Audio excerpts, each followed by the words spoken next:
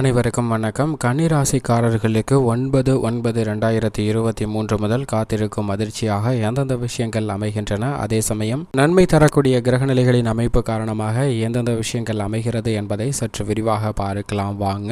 இந்த தருணத்தில் கன்னிராசிக்காரர்களை பொறுத்த வரைக்கும் 9/9/2023 முதல் 15/9/2023 வரை கிரகநிலைகளின் அமைப்பு காரணமாக நன்மை தர இயலாத விஷயங்கள் எவை, நன்மை தரக்கூடிய விஷயங்களாக அமைந்துள்ளவை எவை என்பதை சற்று விரிவாக பார்க்கலாம். நவகிரகங்களிலே வலிமை வாய்ந்த முழு சுபகிரகமாகவும் தோஷமற்றவருமாக இருக்கக்கூடிய குரு பகவான் அஷ்டமஸ்தானத்தில் வீற்றிருக்கிறாருங்க. அவர் அஷ்டமஸ்தானத்தில் வீற்றிருப்பது அவ்வளவு நன்மை தரக்கூடிய ஒரு அமைப்பாக பார்க்க முடியாது. 12/9/2023 முதல் அவர் வக்ரகதியில் திரும்புகிறாருங்க. அவர் வக்ரம் பெறுவது பல விஷயங்கள்ல மாறுதல் பெறுவதற்கான வாய்ப்பும் யோகமும் உருவாகிறது என்பதை தெளிவாக எடுத்து காட்டுகிறாருங்க. ஏனென்றால் இந்த தருணத்தில் அஷ்டமஸ்தான வீற்றிருக்கக்கூடிய குரு பகவான் வக்ரம் பெறுவதால் தடைபட்ட பல காரியங்கள் தாமாகவே நடைபெறுவதற்கான வாய்ப்பும் யோகமும் கிடைக்கிறது. புதிதாக இடம், வீடு, வாகனம், ஆடை ஆபரண சேர்க்கை போன்றவை வாங்குவதற்கான எண்ணம் அதிகரிக்கும். அதனை செயல்படுத்துவதற்கான ஒரு சூழ்நிலையும்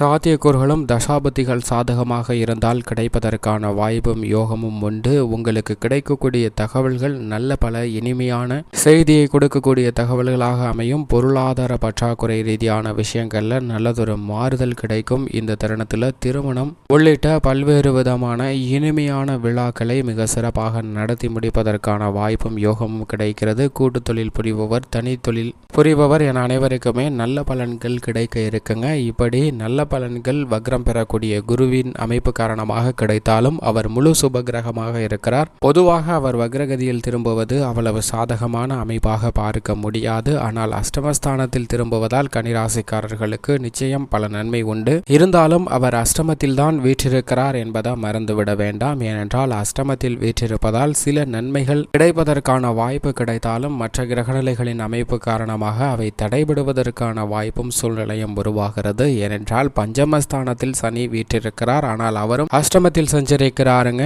எனவே அவர் அஷ்டமத்தில் சஞ்சரிப்பது அவ்வளவு சிறப்பான நன்மை தர முடியாத ஒரு அமைப்பாக பார்க்கப்படுகிறது. குருவும் சனியும் சமபலத்துடன் எதிரெதிராக நிற்கக்கூடிய இந்த தருணத்தில் சில விஷயங்கள் எதிர்மாறாக நடைபெறுவதற்கான வாய்ப்பு இருக்கிறது. ஏனென்றால் அஷ்டமஸ்தானம் என்பது குருவிற்கு அவ்வளவு நன்மை தரக்கூடிய இடம் இல்லை. ஆனால் அவர் வக்ரம் பெறுவது நல்ல பலனை கொடுக்கக்கூடிய ஒரு அமைப்பாக பார்க்கப்படுகிறது. சனியை பொறுத்த வரைக்கும் பஞ்சமஸ்தானம் சில சிரமங்களை குறைத்து நன்மை தரக்கூடிய இடமாக பார்க்கப்படுகிறது. ஆனால் அவர் வக்ரத்தில் சஞ்சரிப்பது அவ்வளவு நன்மை கொடுக்கக்கூடிய அமைப்பாக பார்க்க முடியாது. எனவே இந்த இரண்டு கிரகங்களும் எதிரெதிராக நிற்கக்கூடிய இந்த தருணத்தில் தசாபதிகள் சாதகமாக இருந்தால் மட்டும்தான் நல்ல பலன்கள் கன்னிராசிக்காரர்களுக்கு கிடைக்கும். இல்லை என்றால் சில தடையும் தாமதமும் அதிகரிப்பதற்கான வாய்ப்பு இருக்கிறது. ஏனென்றால் குரு பகவானின் சுப பார்வை 2, 4, 12 ஆகிய இடங்களில் விரைகிறது. விரை செலவுகள் கட்டுக்குள் வரும். குடும்ப ரீதியாக ஏற்படக்கூடிய பிரச்சனைகள், சிரமங்கள் குறையும். சுகஸ்தானத்தில் வீற்றிருப்பதால் சுப நிகழ்வுகள் இனிமையாக நடைபெறுவதற்கான வாய்ப்பு நிச்சயமாக கிடைக்கிறது. ஆனால் சனி பகவானின் பார்வை 3, 8, 11 ஆகிய இடங்கள்ல கிடைக்கிறதுங்க. அஷ்டமஸ்தானத்திற்கு சனி பார்வை விழுகிறது. குரு ராகுவை பார்த்தாலும் பெரிய அளவிற்கு சிரமம் இல்லை.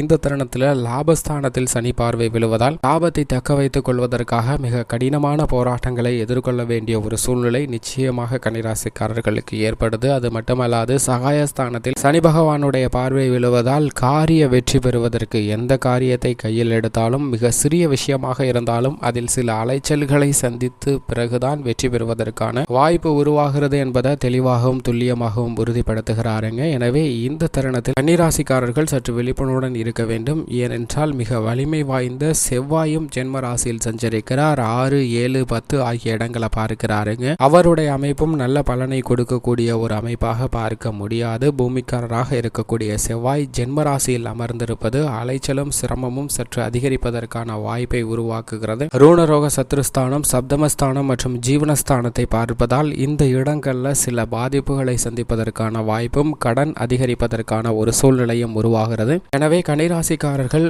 வரவுக்குள் செலவை முடிப்பதற்கான விஷயங்கள்ல அதீத கவனத்துடன் இருக்க வேண்டும். இல்லை என்றால் கடன் சார்ந்த தொல்லைகள் அதிகரிப்பதற்கான வாய்ப்பு செவ்வாயின் அமைப்பு காரணமாக இருக்கிறது. அது மட்டுமல்லாது இந்த தருணத்தில் வீண் விரய செலவுகள் அதிகரிப்பதற்கான வாய்ப்பு மிக அதீதமாக இருக்கிறது என்பதை விரையாதிபதியாக இருக்கக்கூடிய சூரியன் விரயஸ்தானத்தில் முழு ஆட்சி பலத்துடன் அமர்ந்திருப்பதால் உறுதிப்படுத்துகிறாருங்க. அது மட்டுமல்லாது ராசியின் அதிபதியாக இருக்கக்கூடிய புதனும் விரய விரயஸ்தானத்தில் சூரியனோடு இணைந்து சஞ்சரிக்கிறார். புத ஆதித்ய யோகம் கிடைத்தாலும் பல்வேறு விதமான விரய செலவுகள் அதீதமாக சந்திக்க வேண்டிய ஒரு சூழ்நிலை இருக்கிறது. குரு பகவானின் சுப பார்வையால் சில சிரமங்கள் குறைந்தாலும் கூட இந்த தருணத்தில் விரய செலவுகள் கட்டுக்குள் அடங்காத வகையில் இருப்பதற்கான வாய்ப்பு இருக்கிறது. எனவே ராசியின் அதிபதியினுடைய விரயஸ்தான சஞ்சார நிலை காரணமாக சில விரய செலவுகள் அதிகமாக இருக்கும். அதிலும் குறிப்பாக உறவுகள் வழியில் சில மனக்கசப்பு ஏற்படுவதற்கான வாய்ப்பு இருக்குங்க. விரயஸ்தானத்தில் சூரியன் ஆட்சி பலம் பெற்றிருப்பதால் சில விஷயங்களை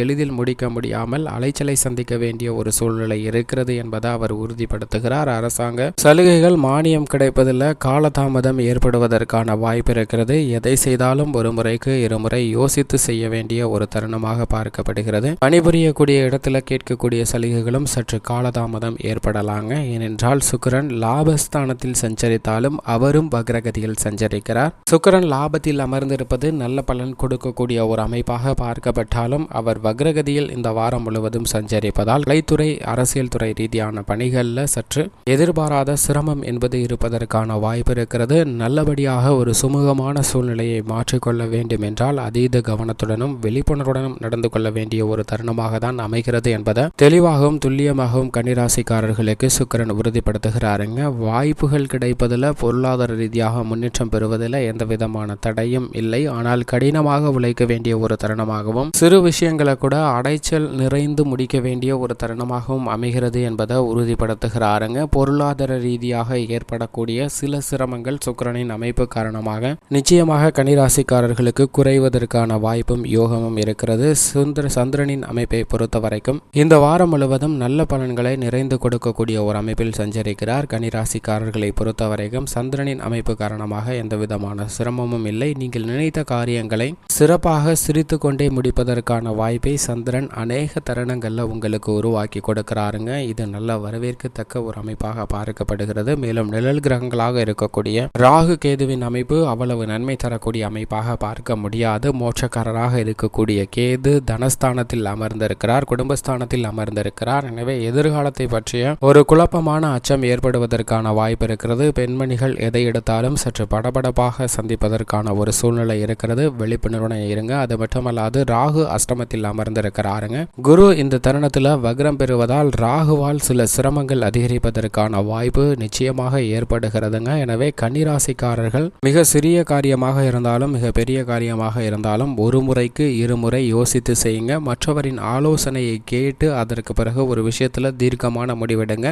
எடுத்தோம் கவுத்தோம் என்று முடிவெடுத்தால் சில சிரமம் நிச்சயமாக இருக்கும். இவற்றை தவிர்த்து நன்மை பெற வேண்டும் என்றால் நிச்சயமாக கன்னிராசிக்காரர்கள் வாரத்தில் வியாழக்கிழமை விரதம் இருந்து அருகாமையில் உள்ள குரு பகவான் ஆலயம் சென்று தீபம் ஏற்றி வழிபாடு செய்யுங்கள். நிச்சயமாக நல்ல பலன் கன்னிராசிக்காரர்களுக்கு கிடைக்கும்.